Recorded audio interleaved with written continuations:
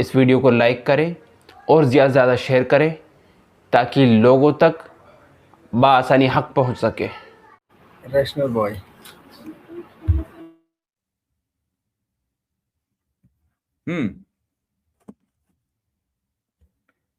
جی صاحب mic unmute کریں. اچھا جتنے مسلمانوں کو بلاک کیا تھا سب کو ان بلاک کر دیا. ایپ جوائن کرنا شروع کر دیجیے گا آپ 1 گھنٹے کے اندر.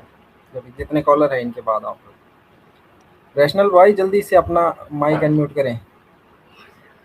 السلام علیکم. وعلیکم السلام. ہاں جی مفتی صاحب میں آپ کے بہت بڑا فین ہوں. میں پاکستان سے ہوں. میں نے پہلے بھی کئی بار آپ کی نا اسٹریم جوائن کرنے کی کوشش کی لیکن مجھے ہمیشہ ریموو کر دیا جاتا تھا. اچھا ایسا نہیں ہوا ہوگا ورنہ آج بھی کیا جاتا. اگر ہمیشہ ریموو کیا جاتا تو آج بھی کیا جاتا. حضرت اگر صحیح نام رکھ کے آتے تو آج بھی ہو جاتے. مسلموں کے ٹائم پہ نہیں آتے نا, دقت یہ ہے. میرا سوال تھا آپ سے. ہیلو جی جی بولے بولے. میں نے مفتی صاحب کافی دیر سے نا اس کے اوپر ریسرچ کی, یعنی کہ سائنٹیفک پروف آف گوڈ کے اوپر, اور کافی سرچ کرتا رہا. میں نے اپنے اساتذہ کرام سے بھی سوال کیا جو میرے کالج کے تھے, جو میرے اسکول کے تھے, جو میرے فزکس ٹیچر تھے, جو میرے بایو کے ٹیچر تھے. میں نے سوال کیے, میں نے ریسرچ کی پراپر, آپ کی ویڈیوز دیکھی, کئی لوگوں کی میں نے ویڈیوز دیکھی. مجھے اینڈ پہ یہی نتیجہ ملا کہ ہمارے پاس کوئی سائنٹیفک پروف نہیں ہے. یعنی کہ اگر میں خدا کو مانتا ہوں یہ میرا بلیف ہے, اگر ایتھیسٹ ایک نہیں مانتا خدا کو تو اس کا بھی بلیف ہے, اس کے پاس کوئی پروف نہیں ہے. یعنی پہلے میں سمجھتا تھا کہ ہمارے پاس نہیں ہے تو وہ لوگ ایبسلیوٹ ان کے پاس ریالٹی ہے. پھر مجھے سمجھ میں آیا کہ نہیں, ان کے پاس بھی نہیں ہے. تو کیا مفتی صاحب آپ کے پاس کوئی ایسا ثبوت ہے کہ جو آپ بتا سکیں کہ یہ ایبسلیوٹ ریالٹی ہے, یعنی یہی ایبسلیوٹ یہ خدا کو ثابت کرتا ہے؟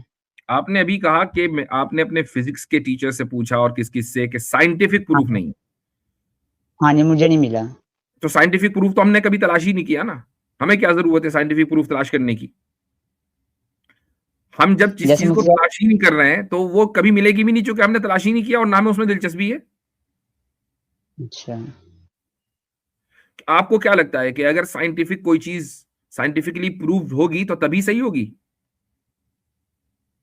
نہیں, مطلب کہ پھر ایسے کافی پریشانی سی رہتی ہے نا. کوئی پریشانی نہیں ہوتی, ہمیں تو آج تک کوئی پریشانی نہیں ہوئی. چونکہ دیکھیں نا, میں بتا رہا ہوں چونکہ سائنس کا جو اسکوپ ہے وہ تو یہ فزیکل ورلڈ ہے نا. تو اس سائنس کے اسکوپ میں جہاں یہ جو فزیکل ورلڈ ہے, ہم تو خدا کو فزیکل ورلڈ میں مانتے ہی نہیں.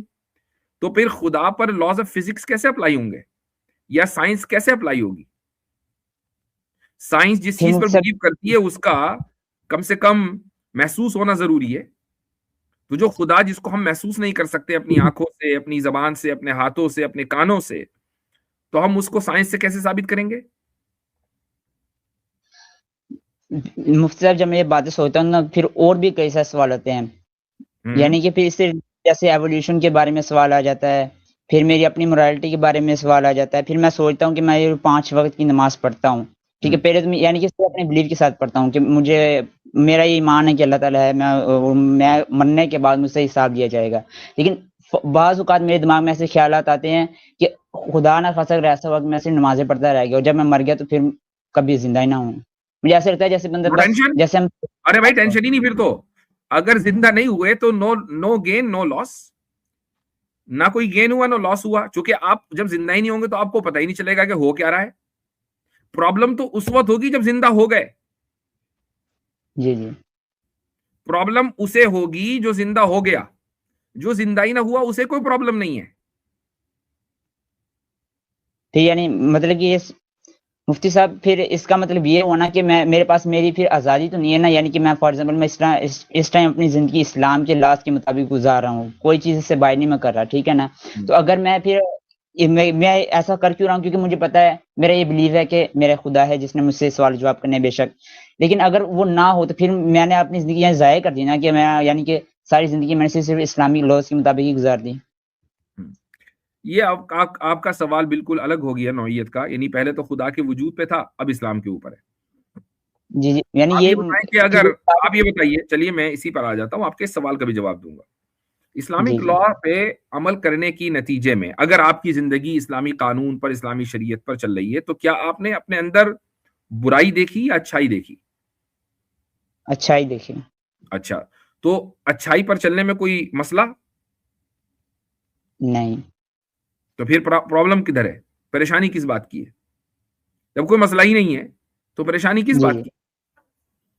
जैसे फॉर एग्जांपल मैं अगर आपको बताऊं तो ये मैंने यानी कि कई मैंने एक एक या 2 साल मैंने तकरीबन ट्रेडिंग में गुजारा है, ठीक है मुफ्ती साहब। और उसमें कलर ट्रेडिंग भी हमने की है, स्पॉट ट्रेडिंग भी की है, फ्यूचर्स ट्रेडिंग भी की है। अब जो इस्लाम मैंने काफी मुफ्ती कराम से भी बात की, तो उनके मुताबिक जो फ्यूचर्स ट्रेडिंग है या फिर जो कलर ट्रेडिंग है, ये इस्लाम में हराम है। जबकि मुझे कलर ट्रेडिंग में या फ्यूचर ट्रेडिंग में काफी अच्छा फायदा हुआ है, और स्पॉट ट्रेडिंग से तो बहुत अच्छा भाई फायदा हुआ है। हेलो लेकिन हेलो, मुझे ये जी एक अलग मसला है। मैं आपकी मोरालिटी की बात कर रहा हूँ कि मुफ्ती क्या साहब, ये मैं जी जी शरीयत पर चलने की वजह से आपकी मोरालिटी बेहतर हुई है या बदतर हुई है, यानी आपके अंदर बीमारी आई है, खराबियां आई हैं, ईवल आया है, या आप अपने आप को बेहतर समझते हैं कि नहीं मॉरली आप बेहतर हैं? अब आपने फ्यूचर ट्रेडिंग वगैरह वगैरह की मिसाल दी, मैं कहता हूं थोड़ी देर के लिए आपको अगर इससे नफा हुआ, लेकिन आपको फिक्र ये है कि क्या ये हलाल है या हराम है, तो ये भी तो एक जी मोरालिटी की दलील है ना, आपके हाँ मॉरल जी हाँ होने की दलील है ना। अगर आप जी मॉरल ना होते, एक अच्छे इंसान ना होते, तो ये सवाल जहन में आता, आप कहते हैं अरे ऐसी की तैसी, हलाल है कि हराम है, मुझे पैसे से मतलब। जी जी तो शरीयत ने आपकी जिंदगी को इस तरीके से उस पर चलने की वजह से आपकी जिंदगी ऐसी हो गई कि जो घर में पैसे आ रहे हैं आप उसके ताल्लुक से मुतफक्किर हैं कि ये हलाल है जी या हराम है, तो यू आर मोरली स्ट्रॉन्गर। जब आप मोरली बेहतर हो रहे हैं, स्ट्रांग हो रहे हैं, और शरीयत पर चलने की वजह से हो रहे हैं, तो मैं थोड़ी देर के लिए अगर for the sake of argument मान भी लूं कि बनने के बाद आंख ही नहीं खुलने की, तो कम से कम ये तो हुआ ना कि आप दुनिया में खराब जिंदगी गुजार कर नहीं गए, एक एहतियात वाली जिंदगी गुजार कर गए, इज्जत वाली जिंदगी गुजार कर गए। जी जी। आपने अच्छा शराब पीकर, जी, आपने शराब के नशे में आकर अपने घर की औरतों को तो नहीं छेड़ा, जब जाते हुए कम से नहीं कम ये बात तो रहेगी। एक एथिस्ट जी अगर जी शराब के नशे में अपने अपने घर की औरतों को छेड़ दे, तो कौन सा उसके जी ऊपर मॉरल रिस्ट्रिक्शन है? कोई मॉरल रिस्ट्रिक्शन नहीं है। ज्यादा से ज्यादा लीगल रिस्ट्रिक्शन हो सकता है कि उसकी घर की औरतें उसको जेल में भिजवा दें कि आके हमें हरास करता है, लेकिन मॉरली कोई रिस्ट्रिक्शन नहीं है। जी। अच्छा तो मुफ्ती दीन साहब, पर फिर चलने का ये फायदा तो हो मैं गया ना। जी जी, फायदा तो हुआ है। लेकिन मुफ्ती साहब, जब मैं अक्सर नमाज पढ़ता हूँ ना, तो जब मैंने इन चीज़ों के ऊपर रिसर्च शुरू नहीं की थी, तो पहले मैं यानी कि जब दुआ मांगता था तो मेरी 4 से 5 मिनट की मेरी आराम सुकून से दुआ होती थी, क्योंकि कभी मुझे पता ही नहीं था, मेरे दिमाग में ख्याल ही नहीं आया था कि मेरा कोई खुदा भी नहीं हो सकता। मैं इस तरह के कभी मेरे दिमाग में सवाल नहीं आया था। जब से मैं इन चीज़ों में सर्च की तो मुझे पता चला कि ऐसे ऐसा भी होता है। फिर वो एक दिन वो जो अवास इकबाल है खंजीर, उसकी मैंने एक वीडियो देख ली, ठीक है, दुआ के मुतालिक। मेरे दिमाग में इतने सवाल पैदा हुए। अब मैं जब दुआ मांगता हूँ मुझे लगता है कि मेरी दुआ कबूल हो रही है नहीं हो रही, मुझे कैसे पता कि हो रही है नहीं हो रही। काफी अगर मुझे कोई चीज मिल रही है तो इसका क्या सबूत है कि ये चीज मुझे दुआ से मिल रही है? क्योंकि एक हिंदू भी दुआ करता है और एक क्रिश्चियन भी दुआ करता है। तो अगर उन्हें भी मिल रही है तो क्या खुदा सबकी दुआएं सुनता है, और क्या खुदा सबकी दुआएं सुनता है? तो इस तरह से ना काफी मेरे जहन में सवाल आते हैं। फिर वो यानी मैं खुद में ही उलझ जाता हूँ कि मुझे समझ में नहीं आता मैं क्या करूँ, क्या सोचूं, क्या मतलब किस चीज पे मैं यकीन करूँ। आप चूंकि आपने क्या बोला उसके लिए, उवैस इकबाल के लिए? खंजीर। अच्छा, वो आपने बोला, मैंने नहीं बोला, ठीक है। हाँ आप इस तरह के लोगों की जब वीडियो देखेंगे तो खिंजीरी जी असरात तो बहरहाल दिमाग में आएंगे ही आएंगे। तो जी जी आप, इसीलिए मैं कहता हूं कि भाई खिंजीरी असरात वाली वीडियो देखने की जरूरत ही नहीं है। अब आप देखें जी कि दुआ कबूल होती है या नहीं होती, ये आपको कैसे पता चले? हाँ जी हम असल में ये समझते हैं कि दुआ के कबूल होने का मतलब ये है कि जो चीज हम मांग रहे हैं वो हमें मिल जी जाए, जी हाँ जी यही है ना। हालांकि दुआ हाँ की कबूलियत का ये स्टैंडर्ड है ही नहीं। दुआ की कबूलियत का स्टैंडर्ड ये है, दुआ दुआ कहते हैं हमारे यहाँ इबादत को, यानी दुआ भी इबादत है। दुआ सिर्फ हाँ मांगने का नाम नहीं है, दुआ जी दुआ जी ही इबादत है। अद्दुआ मुख्खुल इबादा, ये नबी करीम सल्लल्लाहु अलैहि वसल्लम का इरशाद है कि इबादत जी का जो मग़ज़ है, जो जिस्ट है, वो क्या है? दुआ है। अच्छा, जब आप जी इबादत करते हैं तो क्या होता है? मुझे तो सुकून ही मिलता है दुआ इबादत करने से। तो एक अलग बात है, वो तो दुनिया के एतबार से होगी। आखिरत के एतबार से क्या होता है? सवाब मिलता है।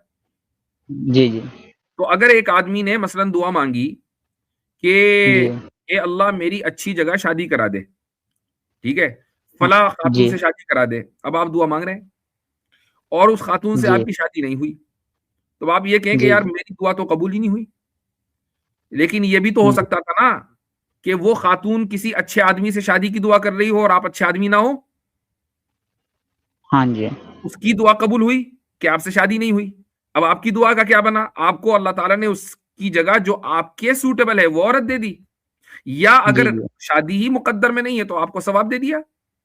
دعا تو ہر حال میں قبول ہوگی، یا تو ثواب کی شکل میں ہوگی، یا جو آپ کے سوٹیبل چیز ہے وہ ملے گی، یا یہ کہ آپ کو وہ مل جائے گا جو آپ کو چاہیے. جی. تو الگ الگ اس کے الگ الگ ہیں آپشن. سو نظام کائنات جس طریقے سے چل رہا ہے، آپ کی دعا اس وقت قابل قبول ہوگی یا اللہ تعالیٰ کے یہاں قبول ہوگی کہ کائنات کا نظام درہم برہم نہ ہو. چونکہ آپ کی دعا انڈیویجول ہے، کائنات کا نظام اللہ تعالیٰ کو اس وقت تک چلانا ہے جب تک کہ کائنات کو باقی رکھنا ہے. آپ کی دعا کی وجہ سے کائنات کا نظام درہم برہم نہیں ہوگا. جی. اچھا مفتی صاحب، ایک اس کی یعنی اویس اقبال کی جو میں نے ویڈیو دیکھی تھی نا، اس میں ایک اس نے سوال کیا تھا، تو اس کے ریلیٹڈ کافی سوال. اس نے یہ سوال کیا تھا کہ میں دعا کو تب مانوں گا اگر کسی شوگر کے مریض کی کٹی ہوئی ٹانگ دوبارہ اٹھ جائے. تو مفتی صاحب کیا اسلام میں اگر ایسا ہو کہ شوگر کے مریض اس کی ٹانگ کٹ گئی اور اس نے دعا مانگی اور ٹانگ اگ کر دوبارہ آ گئی، تو کائنات کا جو نظام ہے وہ درہم برہم ہوا کہ نہیں ہوا؟ مطلب کیسے مصعب آپ سمجھائیے ذرا. وہ اس طریقے سے کہ بھائی جس کی بھی ٹانگ کٹ رہی ہے سارے دعا مانگ لیں، سب کی ٹانگ اگ جائے. ہاں جی. تو اگر ٹانگیں اس طرح اگنے لگیں، آرگنز اس طرح اگنے لگیں، تو ہمیں جو کاز اینڈ ایفیکٹ کے نظام میں اللہ تعالیٰ نے باندھا ہے، تو ہم کاز اینڈ ایفیکٹ کے نظام سے تو آپ آزاد ہو گئے. پھر ہماری ٹانگ ہی کا کیا کمال ہے؟ ہر چیز اسی طریقے سے ہو جانی چاہیے کہ ہم دعا مانگے کھٹ سے سونے کا پہاڑ موجود، ہم دعا مانگے پاکستان کی اکانومی ایک دم ٹھیک، ہم دعا مانگے ہرمز ایک دم کھل گیا، ہم دعا مانگے اور اسرائیل ایک دم ختم. پھر تو ہر چیز میں ایسا ہی ہونا چاہیے نا. ہاں جی. ہاں جی. تو کائنات کا نظام تو درہم برہم ہو جائے گا، کاز اینڈ ایفیکٹ پہ تو چلنے کا نہیں آپ کی دعا کے چکر میں. اور حضرت مرتد تو یہ بھی دعا مانگتے ہیں کہ ہم ترنت ہی مر جائیں. یہ بھی ہے. تو کائنات کا نظام درہم برہم نہیں ہوگا کسی کی دعا کی وجہ سے. اگر ایسا ہونے لگے تو پھر دنیا میں کوئی بھی آدمی کافر نہیں ہوگا، پھر اکاؤنٹیبلٹی نہیں ہوگی. پھر انسان ہی کا کیا کام ہے؟ سب فرشتے ہی تھے. اگر وہی ہونا تھا جو فرشتے چاہتے تو پھر ایول بھی نہ ہوتا، کچھ بھی نہ ہوتا. تو دیکھیں، اگر آپ نے ایک مفروضہ مان لیا، ایک ہائپوتھیسس مان لی کسی کی، بلکہ ہائپوتھیسس بھی نہیں ہے، دماغ کی اپج ہے، اگر وہ مان لی تو پھر بات کہاں تک جائے گی؟ اچھا مفتی صاحب، شوگر پیشنٹ کی ٹانگ سے شروع ہو کر آبنائے ہرمز سے لے کر اسرائیل تک چلی گئی. جی. بس اب دوسرے کالر کی طرف بڑھیں گے ریشنل بھائی.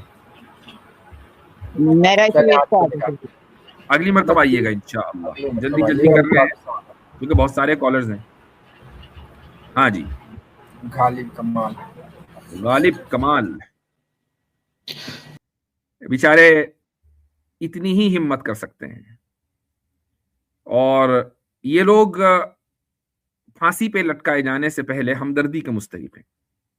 یعنی یہ جو انہوں نے بلاسفیمی کی ہے، اگر کہیں اسلامی قانون ہوگا تو ظاہر ہے کہ پھانسی پہ لٹکائے جائیں گے، اور لٹکائے جانا بالکل ٹھیک ہوگا. لیکن اس سے پہلے میں ان کی مینٹل اسٹیٹ کی اسے میں ہونے کی وجہ سے، جو بالکل ایک دم شیطانی مینٹل اسٹیٹ ہے، اس کی وجہ سے ان سے ہمدردی بھی رکھتا ہوں کہ بیچارے کتنے زیادہ مجبور ہیں کہ دلیل نہ ہونے کی وجہ سے فرسٹریشن کا شکار ہوتے ہیں، اور پھر ہم مسلمانوں کی اسٹریم پر آ کر سوائے گالم گلوچ کے اور کچھ نہیں کرتے. یہ وہی لوگ ہیں کہ جنہیں مسجد کے سامنے آتے ہی جسم میں کچھ ہوتا ہے اور اچانک ڈانس کرنے لگتے ہیں کہ نہیں ہم مسلمانوں کے سامنے بندر والا تماشا کریں گے مسجد کے سامنے آ کر. یہ وہ لوگ ہیں. تو بیچارے ان کی اتنی ہی اوقات ہے. جی حضرت یہ بھی تو ہے، دیکھیں نام کس کا لے کے آیا ہے، اس کا مطلب اس کا فالوور ہے اور وہ لوگوں کو یہ سکھا رہے ہیں. جی وہ تو خیر ہے ہی، آبویسلی بات ہے. وہ تو جس کا نام یہ لے کر آیا غالب کمال، مجھے حیرت ہو رہی تھی کہ یہ غالب کمال کی کیا کمائی ومائی آج کل بند ہو گئی ہے کہ جو ادھر کا اس نے رخ کیا، لیکن چونکہ یہ اس کا فالوور تھا اور اس نے اپنے ابے سے یہی سیکھا ہے، تو آ کر اس نے وہ الٹی جو غالب کمال نے اس کے منہ میں الٹی تھی وہ یہاں آ کے اس نے الٹ دی. یعنی محمد صاحب اس دھرم کے مطلب اس مذہب کے فاؤنڈر نہیں ہیں؟ بالکل نہیں ہے.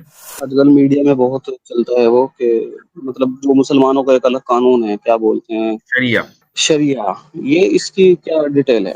مجھے بتائیں کہ دنیا میں کوئی ایک بھی مورت ایسی ہے کہ جس کے بارے میں آپ یہ کہہ سکیں کہ یہ مورتی اس خدا کی ہے کہ جس نے انسان کو بنایا ہے؟ جی مفتی جی، میں کوئی ڈیبیٹ تو نہیں کرنے آیا ہوں، مطلب میں خود ویسے کچھ سیکھنے آیا ہوں. جی یہ مسلمانوں میں جیسے ہم سنتے ہیں دین، اسلام، مذہب، ہاں جی، مطلب دین، اسلام، مذہب اور موبن، یہ کیا مطلب ان میں کیا فرق ہے، کیا کیا چیزیں ہیں دونوں یہ ساری؟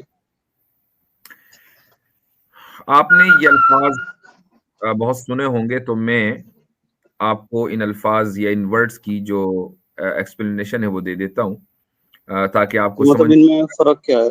جی میں وہی بتا رہا ہوں. دیکھیں، دین کہتے ہیں زندگی گزارنے کے طریقے کو، ٹھیک ہے. اب زندگی گزارنے کے طریقے میں ساری چیزیں آ گئیں کہ آپ کا بلیف کیسا ہونا چاہیے، آپ کی پریکٹس کیسی ہونی چاہیے، پھر پریکٹس میں آپ کی اکنامیکل پریکٹسز کیسی ہونی چاہیے، آپ کی پولیٹیکل پریکٹسز کیسی ہونی چاہیے، آپ کی سوشل پریکٹسز کیسی ہونی چاہیے. ساری چیزیں جو ہیں دین کے اندر آ جاتی ہیں. ٹھیک. اسلام اس دین کا نام ہے جو آپ کو یہ پورا پیکج دیتا ہے. ٹھیک ہے، اسلام اس دین کا نام ہے، لیکن یہ دین انسان کو 1400 سال پہلے نہیں ملا ہے.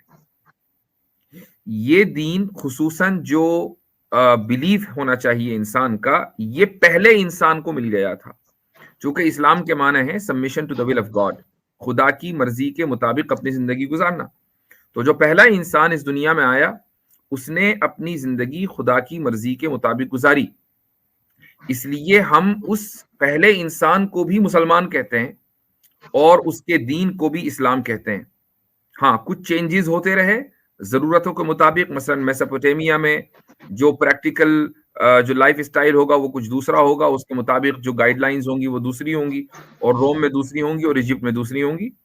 تو زمانہ بدلتا رہا تو کچھ نہ کچھ چینجز آتے رہے، لیکن جو بنیادی سسٹم آف بلیف ہے وہ باقی رہا ویسا ہی کا ویسا ہی. وہ آج بھی ویسا ہی ہے، پہلے انسان کو بھی ویسے ہی دیا گیا تھا. تو اب آپ نے دین اور اسلام میں تو فرق یہ سمجھ لیا. اب آ جائیں مومن. مومن اس شخص کو کہتے ہیں جو اس دین میں یقین رکھتا ہو. ٹھیک ہے، وہ مومن ضروری نہیں ہے کہ آج کا ہی مسلمان ہو. آج سے 1400 سال پہلے، مثلا 2000 سال پہلے بھی مومن تھے.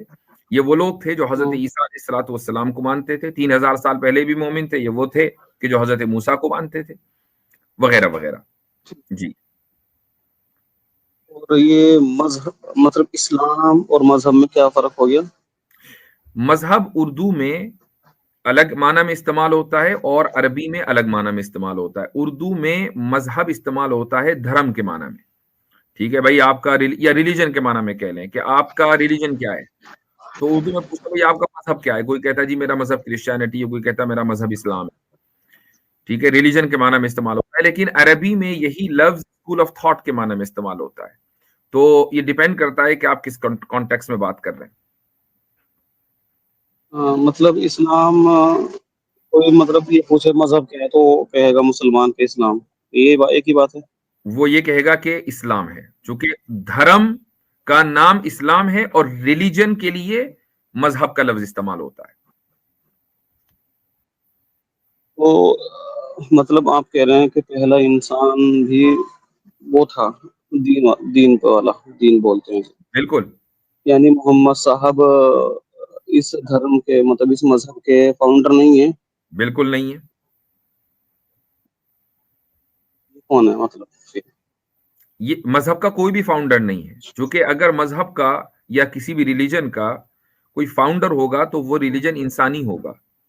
ہم اگر یہ کہتے ہیں کہ اسلام خدا کی طرف سے یا دین خدا کی طرف سے انسان کو دیا گیا ایک میسج ہے، تو پھر انسان کبھی بھی اس کا فاؤنڈر نہیں ہو سکتا. انسان اس دھرم کو پھیلانے والا تو ہو سکتا ہے لیکن فاؤنڈ نہیں کر سکتا. تو اس دھرم کو، جس کو ہم دین کہہ رہے ہیں، اسلام کہہ رہے ہیں، یہ خدا کا دیا ہوا ہے، جس جو پہلے انسان کو بھی وہی دین ملا اور آخری انسان کو بھی وہی ملے گا. ہاں، محمد صلی اللہ علیہ وسلم جتنے بھی پیغمبر آئے ہیں ان میں آخری پیغمبر ہیں، آخری میسنجر ہیں. ایک شبد آتا ہے آج کل میڈیا میں بہت چلتا ہے وہ، کہ مطلب جو مسلمانوں کا ایک الگ قانون ہے، کیا بولتے ہیں، شریعہ. شریعہ. یہ اس کی کیا ڈیٹیل ہے؟ شریعہ جو اسلامی قانون ہے، اسلامک لا ہے، جو دھرم کا لا ہے کہ آپ کو یہ کرنا ہے، یہ نہیں کرنا. مثال کے طور پر آپ کے یہاں منوسمرتی ہے نا، تو منوسمرتی میں یہ بتایا گیا کہ ایسے کرنا ہے، ویسے نہیں کرنا ہے، زندگی اس طریقے سے گزاری جائے گی، یہ چیز لیگل ہے، وہ چیز لیگل نہیں ہے، وغیرہ وغیرہ. تو اس پورے کوڈ آف کنڈکٹ کو شریعہ کہا جاتا ہے. یعنی اسلام کا قانون ہے وہ. جی ہاں، اسلام کا جو قانون ہے اس کو شریعہ کہا جائے گا. مثلا شریعت میں یہ بھی ہے کہ آپ نماز کیسے پڑھیں گے. اب ایک آدمی کو آپ نے کبھی ہو سکتا ہے اپنی زندگی میں کسی کو دیکھا ہو نماز پڑھتے ہوئے کہ ہم ہاتھ اٹھاتے ہیں، پھر ہاتھ باندھتے ہیں، نیچے جھکتے ہیں، رکوع میں جاتے ہیں، سجدہ کرتے ہیں. یہ شریعت کا حصہ ہے، یہ بھی قانون میں لکھا ہوا ہے کہ نماز ایسے پڑھی جائے گی، حج ایسے کیا جائے گا، روزہ ایسے رکھا جائے گا. میرے زیادہ تر متر مسلمان ہی ہیں، تو انہیں سے میں سنتا رہتا ہوں. جی، تو یہ ہمیں کیسے پتہ لگے گا اس کا کہ مطلب یہی ہے اسلام ہے جو آپ بتا رہے ہیں کہ اسی پہ چلنا ہے اور دوسرا نہیں ہے؟ پھر اتنے سارے کیوں ہیں؟ یہ بڑی کنفیوژن ہے. What do you mean؟ پڑھتا ہوں کیوں ہیں اتنے سارے، کیا چیز؟ مطلب میرا دوست کہتا ہے کہ اسلام ہی ہے سچا، یہ وہ، لیکن عیسائی، یہودی، ہندو، دوسرے بھی لوگ جو ہیں، یہ کیسے فرق ہوگا کہ اسلام ہی؟ دیکھیں، یہ اس طریقے سے فرق ہوگا کہ آپ سب سے پہلے تو یہ اپنے آپ سے پوچھیں کہ کیا اس دھرتی کو اور اس کائنات کو، اس پوری یونیورس کو کوئی نہ کوئی بنانے والا ہے یا نہیں ہے. پہلے تو یہ سوال کا جواب ہونا چاہیے. آپ کے نزدیک نہیں، آپ یہ کو تو ہے، ٹھیک ہے، بنانے والا ہے. اچھا، جس نے اس کائنات کو، اس یونیورس کو بنایا ہے، ہمیں اور آپ کو بنایا ہے، کیا وہ اس نے ہمیں ویسے ہی چھوڑ دیا کہ چلو بھائی جاؤ اپنا جانوروں کی طرح رہو، چرو، کھاؤ، پیو اور مر جاؤ؟ یا یہ کہ کوئی ہمیں گائیڈ لائنز بھی دی ہوں گی کہ زندگی کیسے گزارنی ہے؟ وہ تو انسان خود جب ترقی کرتا ہے خود سیکھتا ہے نا. نہیں، یہ کوئی ضروری نہیں ہے. اگر انسان خود سیکھے گا تو کیا سیکھے گا؟ چونکہ زندگی کا کوئی نہ کوئی مقصد تو ہونا چاہیے. تو یہ تو نہیں ہو سکتا کہ زندگی آپ گزاریں اور مقصد کوئی نہ ہو. مثلا میں آپ سے پوچھوں کہ زندگی کا کیا مقصد ہو سکتا ہے؟ زندگی ہے لیکن اس کا کیا مقصد ہے؟ یہی سب کے ساتھ اچھا ویوہار کرو، کسی کو دکھ نہ دو. یہ تو زندگی گزارنے کا طریقہ ہو، یہ گزارنے کا طریقہ ہے، یہ مقصد نہیں ہے. مقصد وہ ہوتا ہے جس کو آپ آگے چل کر اچیو کریں. مقصد تو آج کل سب کا پیسہ کمانا ہو رہا ہے. نہیں، تو کیا یہی مقصد ہے ہر ایک کا، پیسہ کمانا؟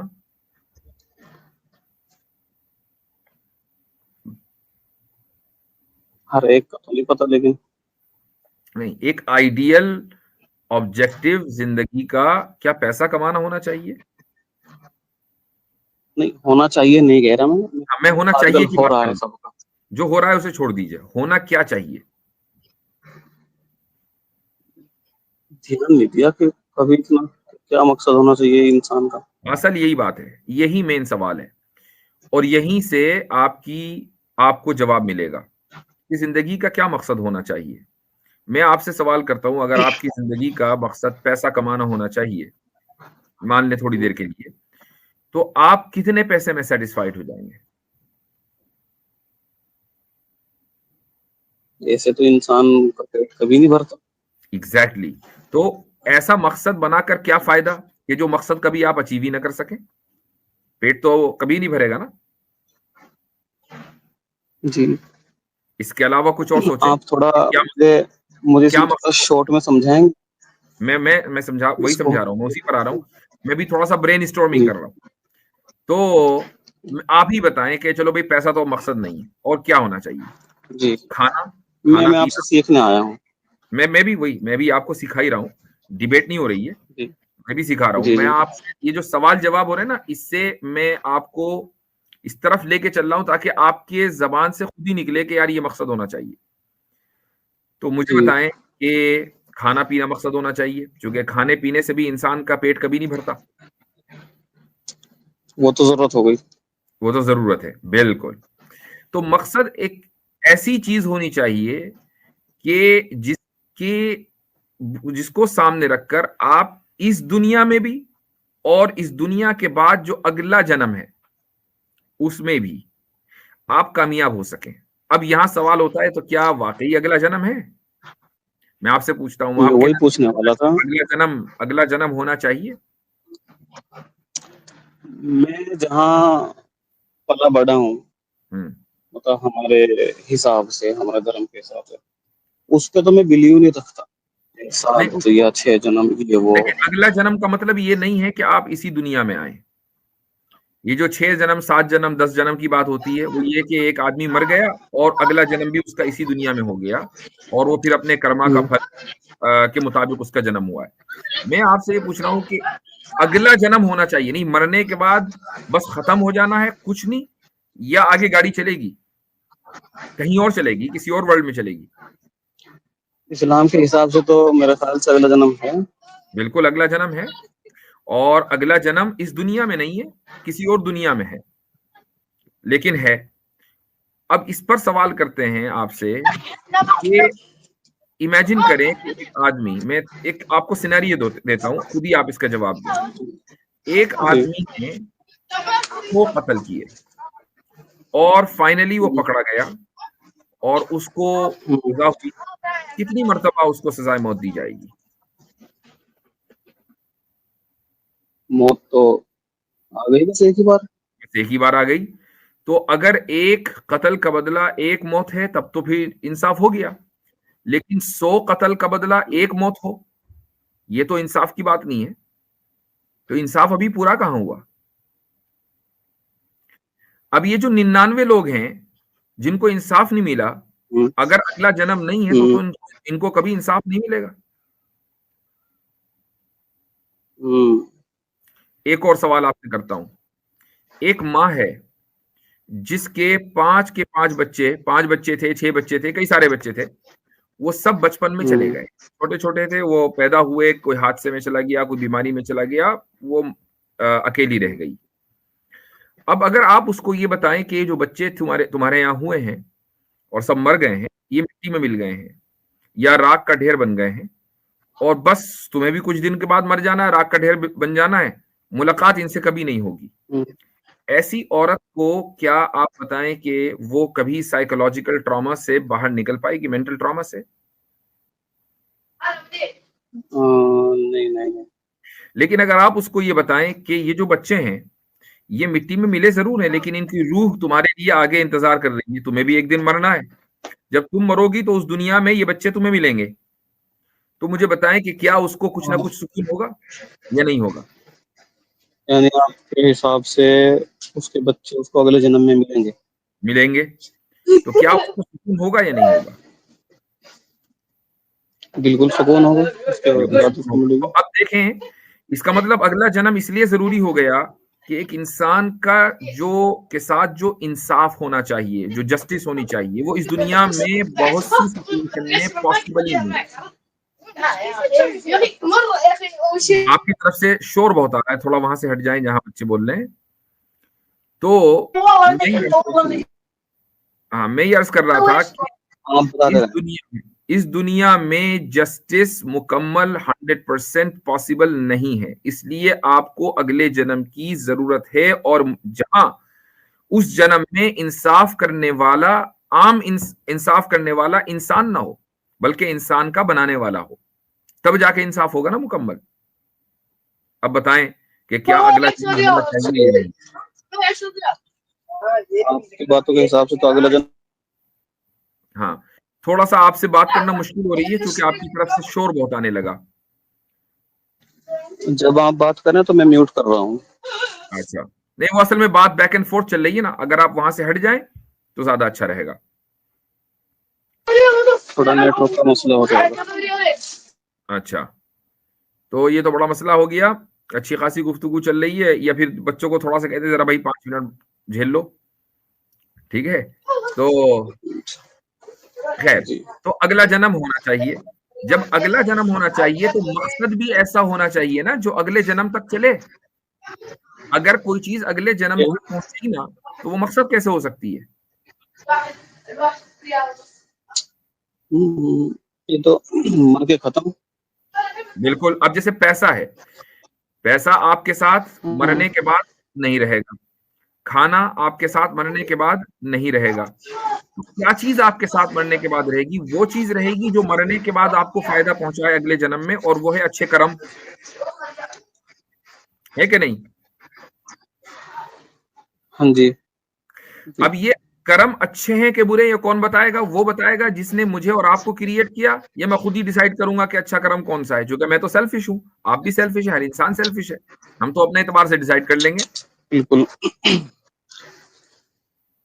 تو جب یہ بنانے والا ہی بتائے گا. بنانے والا بتائے گا. جب یہ طے ہو گیا کہ مقصد زندگی کا مقصد اچھے کرم ہے, اور یہ طے ہو گیا کہ اچھے کرم بتائے گا وہ جس نے بنایا ہے, تو اب آپ دیکھیں گے کہ بھائی اس نے ہمیں گائیڈ لائنز دینے کے لیے کچھ میسنجر بھی بھیجے ہیں کہ نہیں, جو کہ ہمارے ذہن میں تو اس نے اچھے کرم ہیں کہ نہیں یہ پورا کا پورا سافٹ ویئر انسٹال نہیں کیا اس ہارڈ ویئر میں.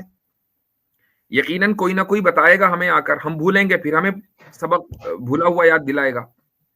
تو وہ ایک ہی دھرم ہے جو آج کی تاریخ میں اس بات پر یقین رکھتا ہے کہ حضرت آدم علیہ السلام سے پہلے انسان سے لے کر آخری نبی محمد صلی اللہ علیہ وسلم تک مختلف زمانوں میں الگ الگ علاقوں میں الگ الگ زبانوں میں اللہ نے لوگوں کو بھیجا تاکہ انسانوں کو ان کا بھولا ہوا سبق یاد دلائیں کہ ایسے تمہیں زندگی گزارنی ہے. ٹھیک, اچھا یہاں تک تو بات بالکل واضح ہو گئی. اب آپ یہ کہیں کہ بھائی یہ تو ہر دھرم کلیم کرتا ہے, کرسچینٹی بھی یہی ہے کہ بہت سے پیسنجرز آئے, جوڈیزم میں بھی یہی ہے. میں آپ کو جوڈیزم کی مثال دیتا ہوں. آج آپ اگر جوڈیزم کے بارے میں اسٹڈی کریں تو آپ کو پتا چلے گا کہ یہ ایک ریشل ریلیجن ہے, یعنی ایک خاص ریس کے لیے ہے, جو ایک چند لاکھ یا چند کروڑ لوگ ہیں دنیا میں, بس ان کا وہ دوسروں کو نہیں مانتے, وہ دوسروں کو مانتے ہی نہیں. یعنی آپ اگر یہودی بننا بھی چاہیں ان کے یہاں پیدا ہو گیا بس وہی ہے, آپ کے لیے آسان نہیں ہے. آپ کی یعنی یہودی کے لیے ضروری ہے کہ اس کی ماں کا, باپ کا نہیں, اس کی ماں کا تعلق اس خاص ٹرائب سے ہو. 12 ٹرائب ہے.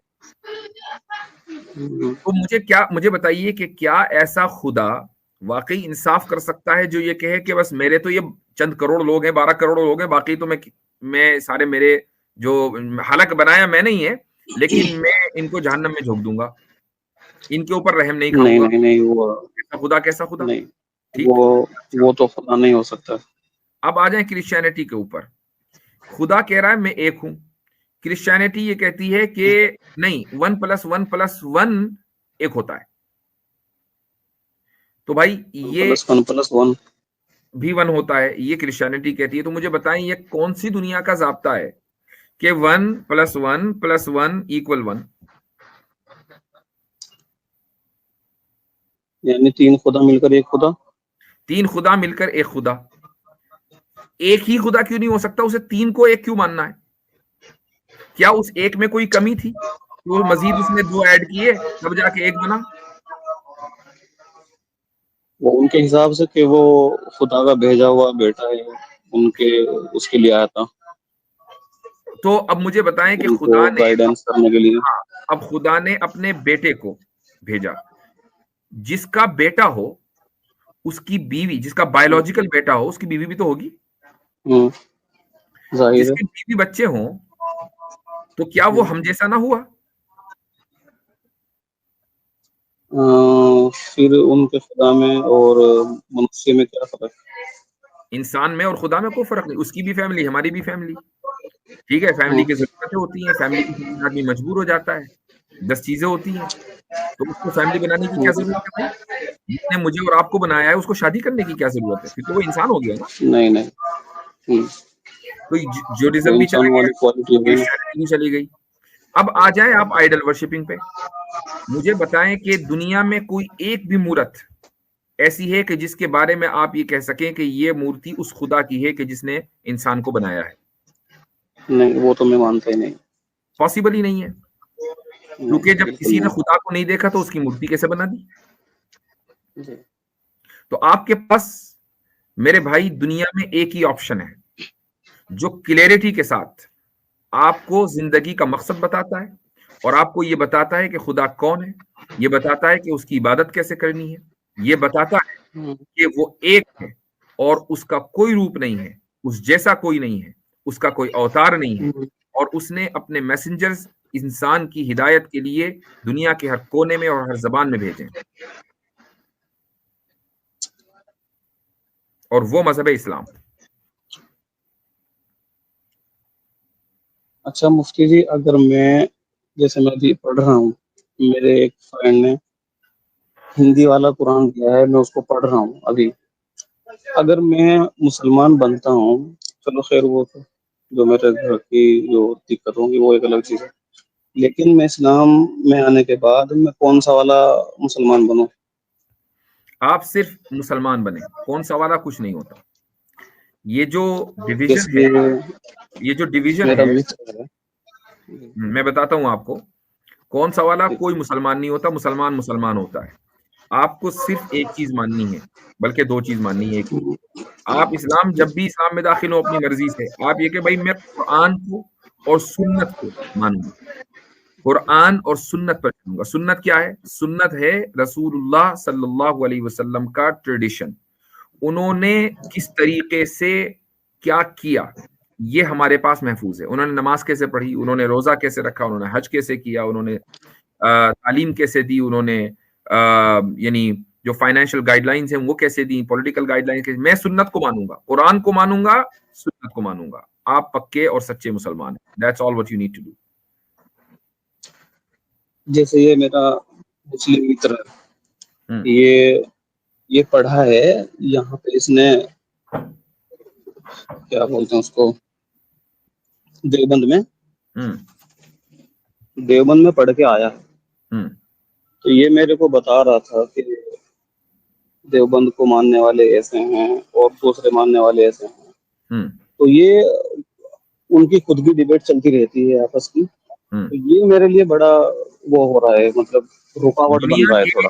دنیا کے ہر ریلیجن میں اور ہر طبقے میں جہاں پر بھی انسان بسیں گے, چند انسان ہوں گے اور ان میں عقل ہوگی, تو ان میں ڈس ایگریمنٹ ہوگا. اس ڈس ایگریمنٹ کو آپ ختم نہیں کر سکتے.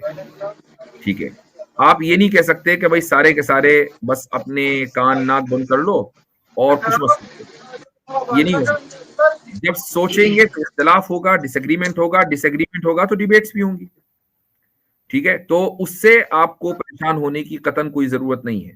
مسلمانوں میں بھی جب لوگ اپنے اعتبار سے کسی بھی ٹیکسٹ کو, قرآن کی ٹیکسٹ کو یا حدیث کو انٹرپریٹ کرنے کی کوشش کرتے ہیں, تو کوئی دوسرا عالی اسکالر آتا ہے, وہ دوسرے انداز سے اس کو سمجھتا ہے, تیسرا آئے گا وہ تیسرے انداز سے سمجھے گا, اور اس طریقے سے اختلاف ہو جائے گا. اس کا طریقہ کیا ہے؟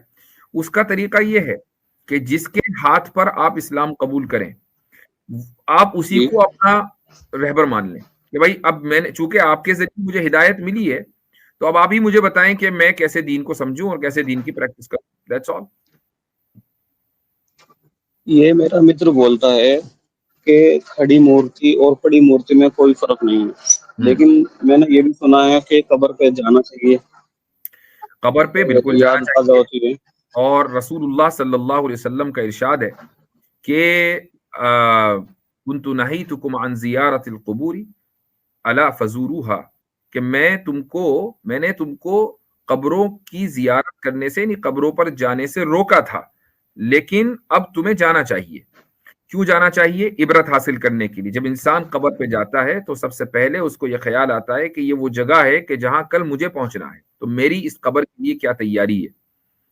یہ اصل بنیاد ہے. ٹھیک ہے, باقی اگر کوئی آدمی کسی قبر پر جائے اس قبر کی پوجا کرنے کے لیے، وہ شرک ہے اور حرام ہے. قبر کی پوجا نہیں ہوگی. قبر کی پوجا نہیں. اور یہ پھول ڈال کے چادر ڈال کے وہ پوجا نہیں کرتے، صرف چادر ڈال کے آگے وہ کرنا ضروری ہے؟ نہیں، کوئی ضروری نہیں ہے. کوئی آپ سے یہ نہیں کہے گا کہ قبر پہ چادر ڈالیں. کوئی آپ سے یہ نہیں کہے گا کہ اجمیر جائیں، کلیر جائیں. زندگی میں کبھی نہ جائیں. مثلا میں آج تک کبھی اجمیر نہیں گیا، تو میں نہیں سمجھتا کہ میرے ایمان میں کوئی کمی آئی ہے اس وجہ سے کہ میں اجمیر نہیں گیا.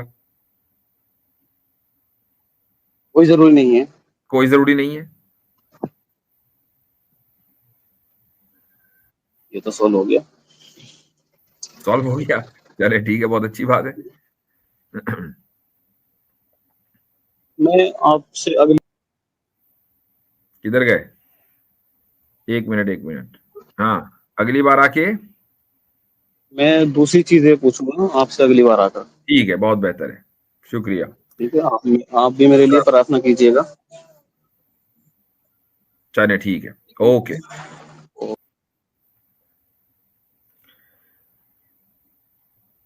چلے بھائی. بہت کم موقع ایسے ہوتے ہیں مفتی صاحب کہ جب ہمیں اصل دعوت کرنے کا موقع ملتا ہے. ان میں ہاں، سے ایک بالکل موقع ایسا ہے. ہی ہے. بالکل ایسا ہی ہے. اور پھر گفتگو میں اچھا لگتا ہے گفتگو کرتے ہوئے، ورنہ فالتو میں ہندی کی چدی کرتے رہیں، بال کی کھال نکالتے رہیں. تو یہ بات ہے. خیر، چلیں. تو اس ویڈیو کو لائک کریں اور زیادہ سے زیادہ شیئر کریں تاکہ لوگوں تک حق پہنچ سکے.